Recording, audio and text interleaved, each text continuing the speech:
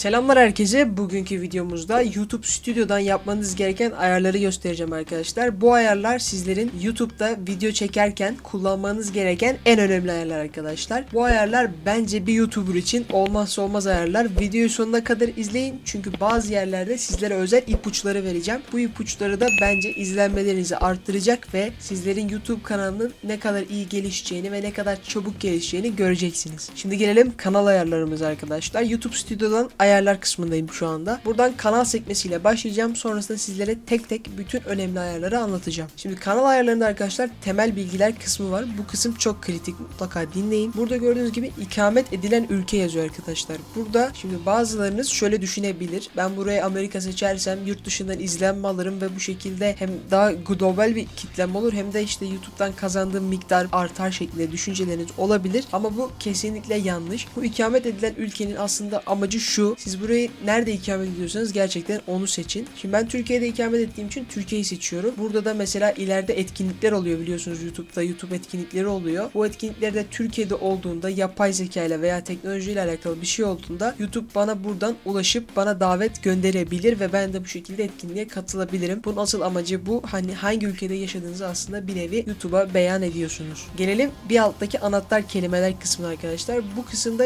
şu yüzden önemli. Bu sizin kanalınızın aslında bir nevi hangi türde olduğunu anlatıyor. Şimdi burada gördüğünüz gibi benim içeriklerimle alakalı şeyler var. Mesela YouTube öğretici, YouTube eğitimleri, yapay zekalar, ChatGPT'ler, internetten para kazanmalar gibi şeyler var. Sizin kanalınız yemek kanalıysa siz buraya yemekle alakalı işte yemek tarifi, yemek yapımı gibi şeyler yazabilirsiniz veya oyun kanalıysanız da aynı şekilde. Onun dışında burada gördüğünüz gibi gelişmiş ayarlar kısmı var. Bu kısımda arkadaşlar bence önemli. Burada kitle kısmı var. Kitle kısmında hayır bu kanal çocuklara özel olarak ayarlama kısmını seçmeniz gerekiyor. Eğer çocuklara özel ayarlarsanız arkadaşlar normal kişilerin önüne çıkmaz ve bu videolarınızın arkadaşlar yorumlar kısmı kapanır. Yani kimse yorum atamaz vesaire birçok etkisi var. O yüzden çocuk içeriği yapmıyorsanız hayır seçeneğini seçin arkadaşlar. Bu kısımda bir de bence önemli gördüğüm bir ayar daha var. En aşağı kısmı indim. Üçüncü taraf eğitimi var arkadaşlar. Üçüncü taraf şirketlerinin kanal içeriklerini kullanarak yapay zeka modellerini eğitmesine izin verin diyor. Burada da şu şekilde arkadaşlar sizin ürettiğiniz, yüklediğiniz bütün videoları eğer açarsanızdan bahsediyorum. Üçüncü taraf yani işte ne bileyim ChatGPT olur, Kling olur veya başkaları olur fark etmez. Yapay zeka şirketlerine YouTube bu videonun kullanılma iznini veriyor ve bu videoları yapay zekanın eğitimini yani gelişmesi için sizin videolarınız kullanılıyor. Ben istemediğim için bu seçeneği kullanmıyorum. Siz istiyorsanız kullanabilirsiniz. Gelelim bence bir YouTube kanalının hatta bir YouTuber'ın olmazsa olmazı olan kısma, özellik uygunluğu kısmı. Bu kısımdaki arkadaşlar bu 3 kısmında etkin olması gerekiyor ki güzel videolar ve güzel içerikler üretebilirsiniz. Gelin şimdi kısaca sizlere bunların ne olduğunu anlatayım. İlk olarak standart özellikler var. Dediğim gibi standart olduğu için zaten buradan anlayabilirsiniz. Burada arkadaşlar standart özellikleri açtığınızda oynatma listelerine başka bir çalışan ekleyebiliyorsunuz. Aynı zamanda oynatma listelerine gördüğünüz gibi yeni video ekleyebiliyorsunuz. Burada oynatma listesi kendiniz de oluşturabiliyorsunuz ve video yüklemeleri yapabiliyorsunuz. Bu o yüzden çok önemli bir kısım.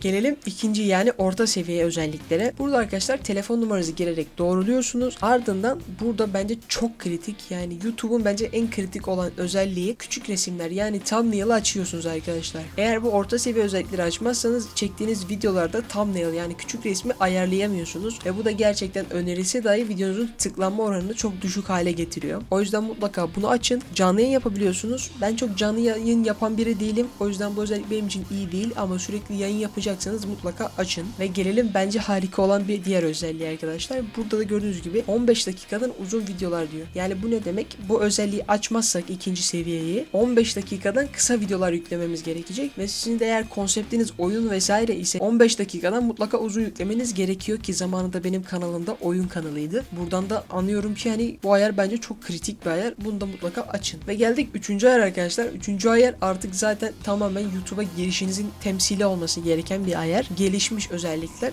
Burada gördüğünüz gibi arkadaşlar Content ID talep var. Bu ne demek oluyor? Birisi sizin videonuzu kullandığında siz ona telif atabiliyorsunuz artık. Telif atma hakkınız oluyor. Bu o yüzden çok önemli. Aynı zamanda videonun açıklamalarında benim videolarımda da kullandığım gibi işte Instagram'ınızı, TikTok'unuzu veya işte başka sayfalarınızı aşağıda bağlantı olarak, link olarak kullanabiliyorsunuz. Onun dışında başka önemliler ne var? Her gün daha fazla canlı yayın yapma var mesela. Bir günde iki tane 3 tane yayın açabiliyorsunuz. Veya işte bir günde 2 tane shorts atabiliyorsunuz. Bir günde 2 tane video atabiliyorsunuz. atabiliyorsunuz. Onun dışında burada bakın farklı küçük resimleri test edip karşılaştırın var. Bu özelliği de videonun ilerleyen dakikalarında anlatacağım. Mutlaka izleyin. Bu da yeni geldi ve mükemmel bir özellik. Onun dışında YouTube'dan para kazanmayı açmanız için gerekli şartları size sunmaya başlıyor YouTube. Yani o yüzden gelişmiş özellikler kısmı bence arkadaşlar YouTube'un en önemli kısmı. Bunu da mutlaka aktif edin. Şimdi gelelim buradan yükleme varsayılanlarına arkadaşlar. Yükleme varsayılanlarında temel bilgiler kısmıyla başlıyoruz. Burada videonuzu yüklemeden önce kanalda karşınıza çıkan bir panel var. Burada işte videonun başlığını, açıklamasını, her şeyi değiştirebiliyorsunuz.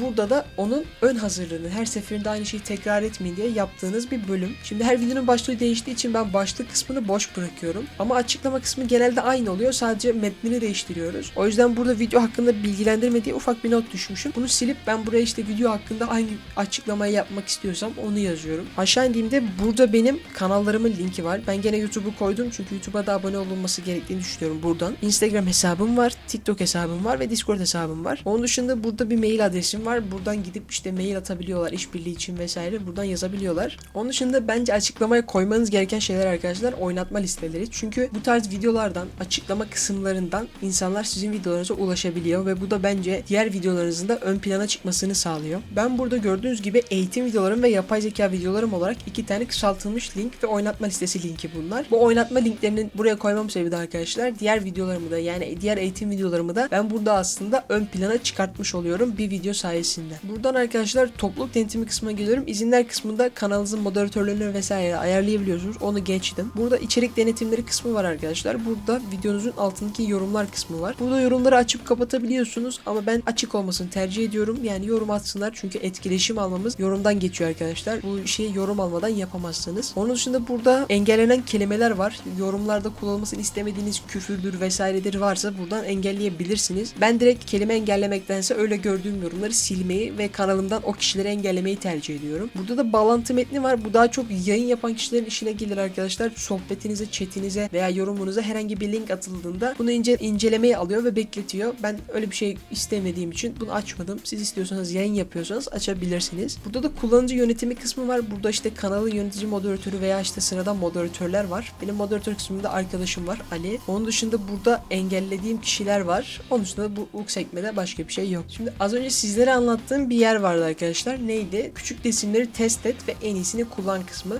Şimdi benim birkaç ay önce paylaştığım burada bir videom var. Gördüğünüz gibi yapay zeka ile yüz değiştirme videosu. Bu videonun arkadaşlar küçük resmi kısmına geldiğimde test raporunu göster diyorum. Ben bunu paylaştığım zaman 3 tane thumbnail yükleyerek paylaştım. Thumbnail'ların farkları neydi? Mesela burada düz yüzüm, herhangi bir şey yok. Burada yüzümde ufak bir tarama simgesi gibi bir şey var. En alt kısımda da tarama simgesi yok. Sadece işte arkada Ronaldo'nun resmi var ve burada hangi küçük resmin önerildiğinde daha çok tıklanmalarını görüyorum. Burada gördüğünüz gibi bu küçük resimle önerdiğinde videoların izlenme süresi payı %24.6'ymış mesela. Burada bütün oranlar var ve en yüksek olan mesela 41.5 ile bu yüzünde tarama simgesi olan küçük resimmiş ve ben de o yüzden mesela bu resmi buradan ayarladım ve bundan sonra bu videonun küçük resmi bu resim oldu ki bu küçük resmi koyduktan sonra da atıyorum videom 600 ise izlenmesi 800'e çıkıyor. Gerçekten hani bence YouTube'un bu özelliği güzel olmuş. Hem 3 farklı thumbnail'ınız oluyor hem de 3 farklı şeyi değerlendirip size en iyi sonucu söylüyor. Üstüne siz onu seçip bir de oradan tekrar izlenme alıyorsunuz. Öneriyor çünkü tekrardan. Bence bu özellik çok güzel. Bunu mutlaka kullanın. Yeni geldiği için söylüyorum.